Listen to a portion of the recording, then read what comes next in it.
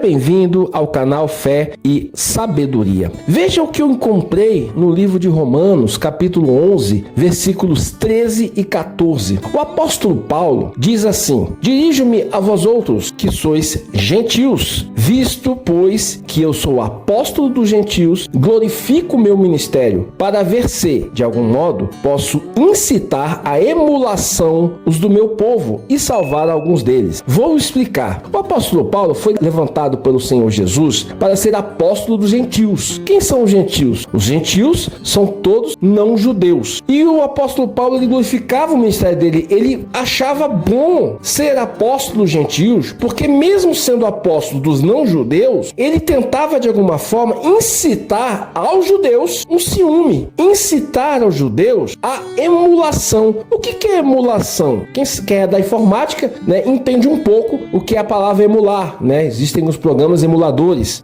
Emular é se parecer com algo ou com alguém, ou ainda superar esse alguém. Então o apóstolo Paulo, ele incitava os judeus, ele pregava para os não judeus, e isso despertava um ciúme, um desejo de competição por parte dos judeus. Como que nós somos judeus, somos conhecedores da palavra, agora a palavra está sendo pregada para os que não são judeus, e esses que não são judeus, estão sendo letrados na palavra, está sendo falado a respeito do reino de Deus para eles. Os não judeus agora estão sendo salvos também, estão sendo povo eleito, estão sendo filhos de Abraão, assim como nós. O fato do apóstolo Paulo ser apóstolo dos gentios incitava a emulação dos judeus, fazendo com que os judeus ficassem com ciúmes. O que o apóstolo Paulo queria era incitar a competição. Poxa, se os não judeus estão aprendendo a palavra, estão sendo chamados, poxa, peraí, eu não posso ficar de fora. Eu sendo judeu, vou ser menor do que aquele que não é judeu? Não, eu tenho que ser como ele, eu tenho que ser maior, melhor do que ele, tanto na palavra, quanto na unção, tanto no chamado, eu tenho que ser melhor. O apóstolo Paulo, de forma sábia, ele usava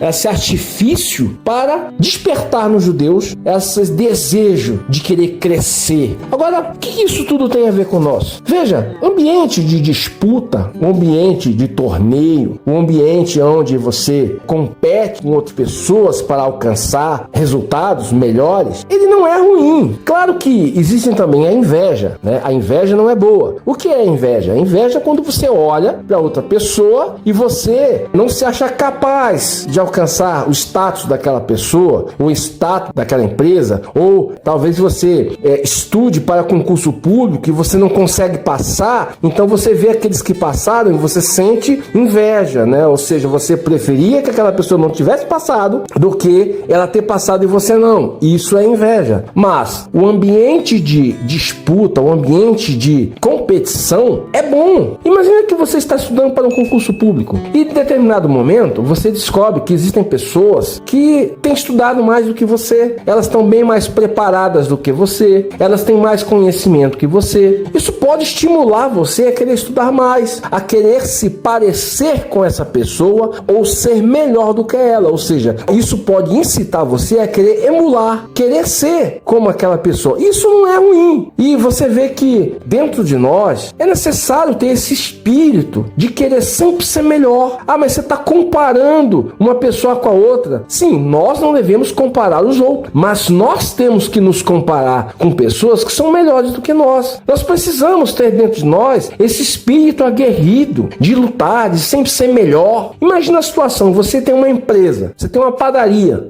Aí você anda um pouco, vira a esquina, daqui a pouco você vê uma outra padaria e você vê que aquela padaria é muito melhor do que a tua. Ali vende produtos diferentes, ali o atendimento é melhor, a organização é melhor, Uma série de coisas, aquela padaria é muito melhor do que a sua. Você tem duas escolhas, aliás, você tem três, A primeira é você deixar tudo como tá. A segunda é você ter inveja, O que não é bom. Mas tem a terceira opção, que é você querer emular, você querer ser como que a sua padaria seja como aquela outra é. Isso vai estimular a concorrência, isso vai estimular a disputa, isso vai fazer com que você queira ser melhor. E aí quando o dono da outra padaria vê que você melhorou, ele também vai querer ser melhor também. E assim esse ambiente de disputa acaba beneficiando ambas as pessoas. Nós temos que ter isso dentro de nós, em todos os sentidos. Se você é atleta, você tem que ser emulado, ser incitado pelo seu professor, pelo seu instrutor, a se comparar com outras pessoas que são melhores que você. Se fosse assim, ninguém batia recorde, não é verdade? Um atleta, quando olha para o Guinness e vê que ali existem recordes